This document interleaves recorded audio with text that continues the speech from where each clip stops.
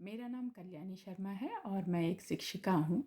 हिंदी को सरल और सहज बनाने के लिए मैं लेकर आई हूँ अपना नया चैनल सरल व्याकरण, जिसके अंतर्गत मैंने अलंकार का भाग 1 बनाया था। आज उसका भाग 2 है। हम जानते हैं कि अलंकार के 2 भेद होते हैं, शब्दालंकार और अर्थालंकार। शब्द अलंकार के अंतर्गत अनुप्रास और यमक अलंकार आता है, जो कि आप मेरे पिछले वीडियो में देख सकते हैं। आज हम देखेंगे अर्थालंकार। अर्थालंकार का अर्थ होता है जहाँ किसी वाक्य में अर्थ पर, कोई भी वाक्य का सौंदर्य उसके अर्थ पर आधारित होता है। हम ये कह सकते हैं कि भावों की अनुभूति को उजागर करने का काम, उसको दिखाने का काम अर्थालंकार द्वारा होता है। अर्थालंकार के 4 भेद होते हैं: उपमा, रूपक, अतिशयोक्ति और मानवीकरण। तो आइए जानते हैं उपमा अलंकार को पहचानने का क्या तरीका है। जैसा कि आप देख सकते हैं, उपमा अलंकार का अर्थ होता है जहाँ रूप, रंग, गुण आदि के आधार पर 2 व्यक्तियों में समानता दिखाई जाती है। यानी 2 व्यक्तियों को कंपेयर किया जाता है, 2 व्यक्तियों को एक जैसा बताया जाता है। इसे पहचानने का सबसे आसान तरीका है सा, से, सी, सरिस, समान, इव, सम जैसे शब्द आदि का प्रयोग किया जाता है। इसके द्वारा जिन भी वाक्यों में इस तरीके के शब्दों का प्रयोग हो, तो आप बड़ी आसानी से पहचान सकते हैं कि ये उपमा अलंकार है। उपमा अलंकार के बाद आता है रूपक अलंकार। रूपक अलंकार को हम कैसे पहचानते हैं?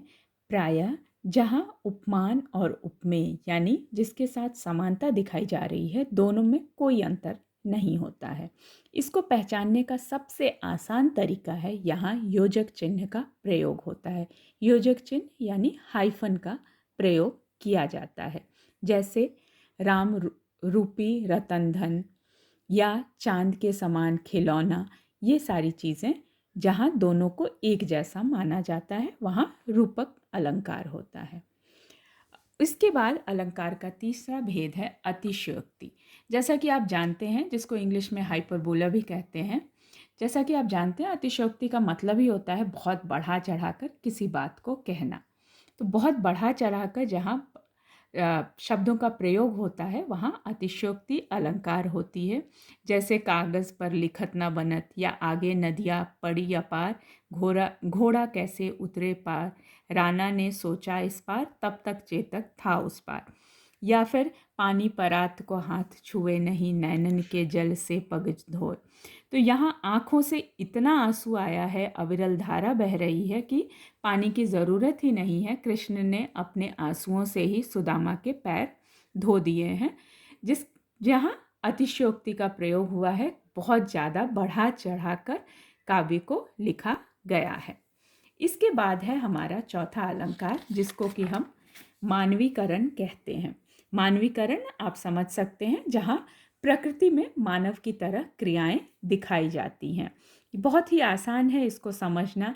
जैसे फूल हंसे कलियां मुस्काई, या मेघ आए बड़े बन ठन कर। अब मेघ बन ठन के तो नहीं आएंगे, लेकिन हम ये दिखाते हैं कि वो बहुत बन ठन कर सुंदर खूबसूरत होकर आ रहे हैं। तो वहाँ मानवीकरण अलंकार होता है, जहाँ मानव जो क्रियाएं हम करते हैं, वही क्रियाएं प्रकृति भी करती है। तो ये था अलंकार के ऊपर अलंकार का भाग 2। आशा करती हूँ आपको ये पसंद आया होगा, और अगर आप और भी कुछ जानना चाहते हैं तो आप मुझे कमेंट कर सकते हैं।